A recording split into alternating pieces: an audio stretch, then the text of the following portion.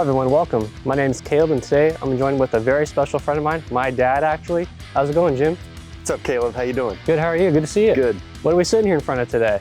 This is my '73 Corvette. Just got it back in February of 2023. Found it on Facebook Marketplace. You know, pretty solid car and, you know, needs kind of a paint job, but, you know, that'll be down the road. This is a 454, so there were, you know, 30,000 Corvettes made in 1973, and this is one of 4,412 that had a big block.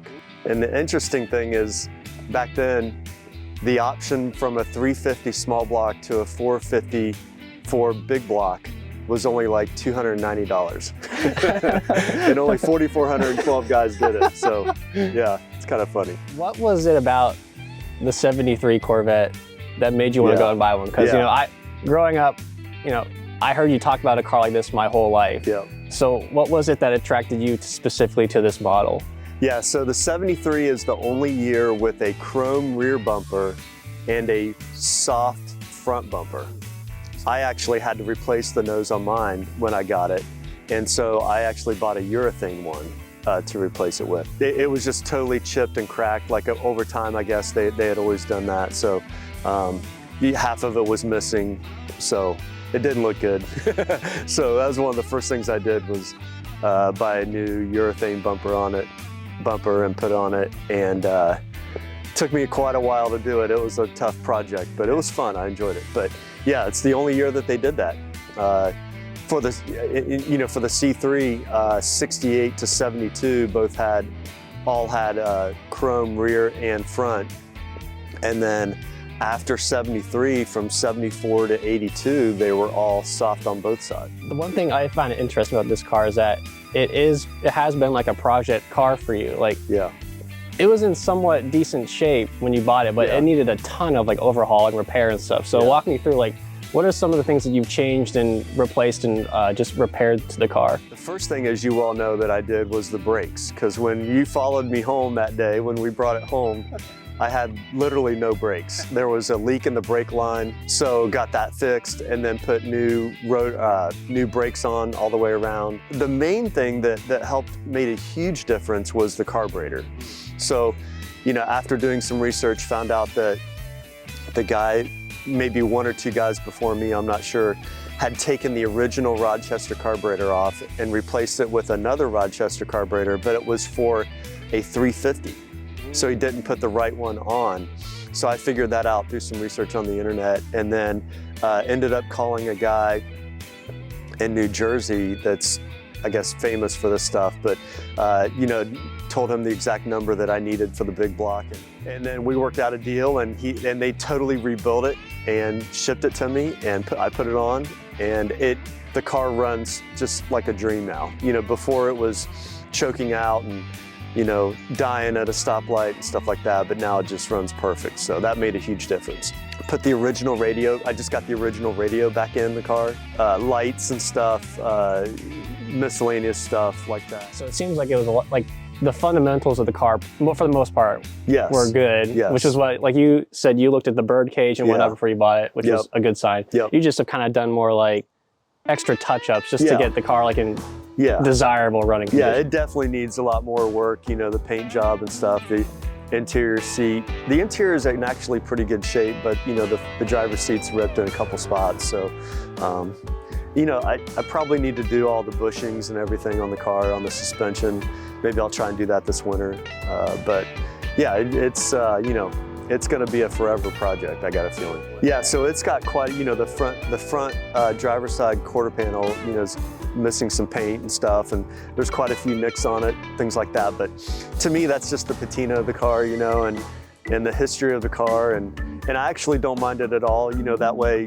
I mean, I think it still looks pretty good, but, you know, if I do get another nick on it, I'm not too worried about it. You know, I don't think I have so far, but if that were to happen, then, you know, wouldn't really bother me as much as if I spent a $10,000 to $15,000 to $20,000 paint job on it. But so yeah, you know, right now I'm fine with it.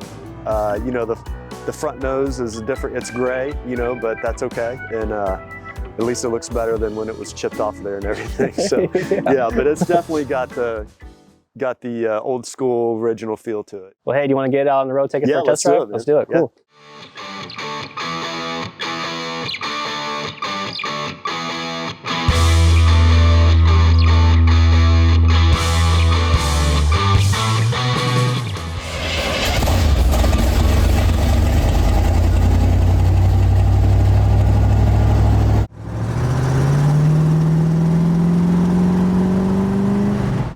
So walk me through, like, you know, the driving experience of this car. Yeah, so it is an automatic, which, you know, a lot of guys like 4 speeds, but I'm totally fine with an automatic, to be honest. And, you know, it does handle pretty good. I'm sure that the shocks and, like I said, the bushings and stuff like that, you know, are starting to deteriorate and things like that. So I'll probably be working on that this winter. But I remember when you would take me for rides in this before you first changed the carburetor, you'd have to put it in neutral when you came to a stop, or else the car would die in gear, you know? It would like choke out, so I'd have to put it in neutral to get the RPMs up. Yeah. So don't have to do that anymore. That's nice. Yeah. Another thing you pointed out is that there's only one side mirror. It's on the driver's side. There's no side mirror on the passenger side. Driver's side mirror and no passenger side. Yeah. Well, what I like about the T-tops the most is that, you know, you get that open air cockpit, but you still get, like, you know, you're not totally exposed to the elements of the wind, you know? Yeah. It's a good, like, compromise. Yeah. Is it a pretty, like, easy car to drive? Because I know, like, with some older cars, they can be a bit of a handful, you know, to control and whatnot. Is it pretty easy to drive? I think it's pretty easy to drive. Okay. It is a 50-year-old car, so you just have to be easy with it. Yeah. You know? But it does kind of feel like you're sitting on the ground. You know, you're sitting pretty low in this car.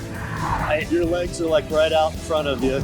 It almost feels like you're like reclined. Yeah.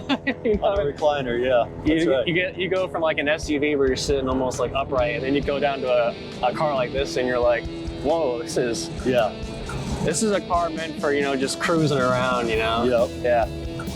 That's what I love to do in it. Mm-hmm. You know, one thing I did kind of wish it had was tilt steering wheel. Okay. Because it is kind of hard to get in and out of, especially when you're old like me. But yeah.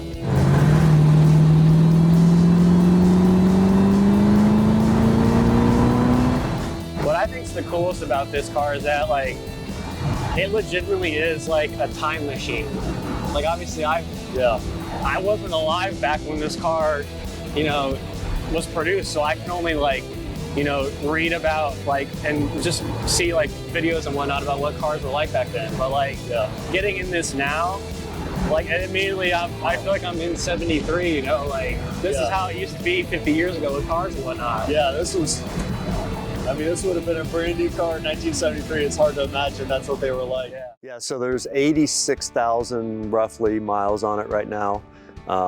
I probably put, you know, 1,500 miles on it since I bought it. Okay. So, you know, I try to drive it a couple times a week, obviously when the weather's nice. What are some of the pros and cons of the car that stand out to you? Yeah, so, you know, the pros is obviously the big block, the engine.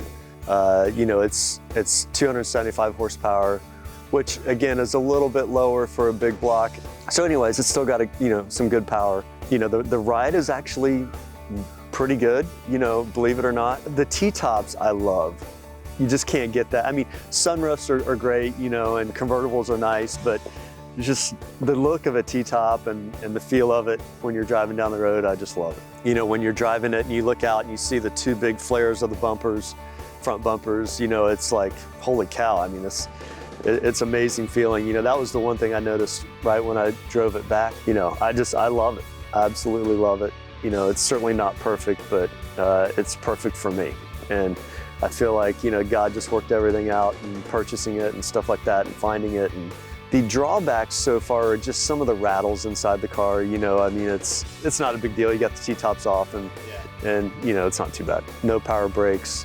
So you just gotta watch your distance when you stop a little bit. It doesn't have power windows. It doesn't have, you know, tilt steering wheel. I mean, it's actually a very low optioned car, except for the big block. There's a little bit of space behind the seats that I've got the T-tops in right now, but that's it. I mean, I couldn't even. I have to put my golf clubs in the passenger side. I mean, it's a very beautiful car. I think the styling, especially from the side profile like we have it now, is like I just love the curves and the indentations and just how the whole styling looks. Yeah, C3 looks really good. You've owned the car for, what, 6 or 7 months? Yeah.